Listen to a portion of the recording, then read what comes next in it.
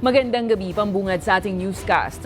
Walang sasantuhin kung mapapatunayang sangkot ang sinumang dating PNP chief sa extrajudicial killing sa panahon ng Duterte War on Drugs. Yan ang pangako ni Interior Secretary John-Vic Remulla. Ayon naman kay Senator Leila o dating Senator Leila de Lima, simula na ito ng paglantad ng katotohanan sa mga pagmamalabis umano ng nakaraang administrasyon sa kampanya kontra droga. May balitang A to Z si Kim Salinas.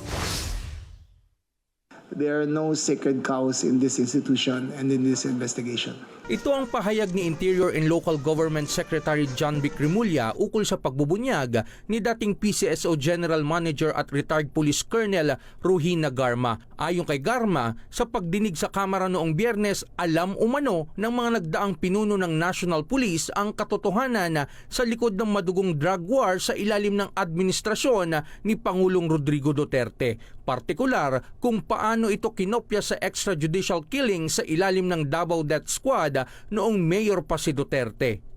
Anyone who is guilty, anyone who is found guilty, anyone will be treated like any other person or treated of such. Okay, they will be accorded no special treatment. They will be accorded no special privileges. Everyone will face the full consequence of the law and the full powers of the PNP and the institutions of the DILG.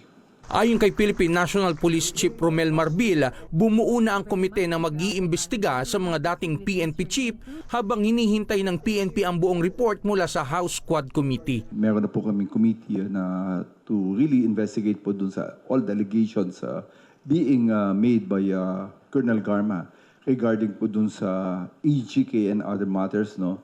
So, we're just waiting po. So, tuloy-tuloy po yung investigation natin. Hinimok ni Marbil ang mga dating PNP chief na magbigay na ng kanilang salaysay. He asked the former chiefs to give a statement because it's already nasabi na kasi ni Colonel Garma na former chiefs are being informed regarding dun sa war on drugs. So, we have to take their statements and say something about it. Kabilang sa mga isiniwalat ni Garma ay ang reward system sa war on drugs kung saan bibigyan umano ng pabuya ang mga pulis sa bawat mapapatay na drug suspect. Ayon pa kay Garma, ang plano kaugnay sa war on drugs ay idinaan umano kay Senador Bongo, bagay na itinatanggi ng senador. Wala pong reward system na sinasabi nila ngayon.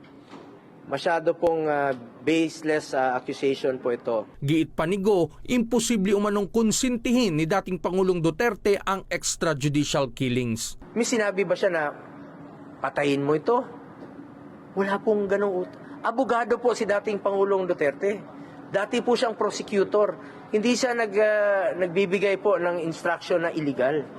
Ayon kay dating Senador Leila de Lima, simula na ito ng paglantad ng katotohanan na naging posible lamang dahil sa pagkakabuwag ng Uniteam. The political atmosphere is such that would encourage truth-telling. If there was still a Uniteam, could there be such a proceeding now? But I would say that it was a blessing that the Uniteam was dismantled.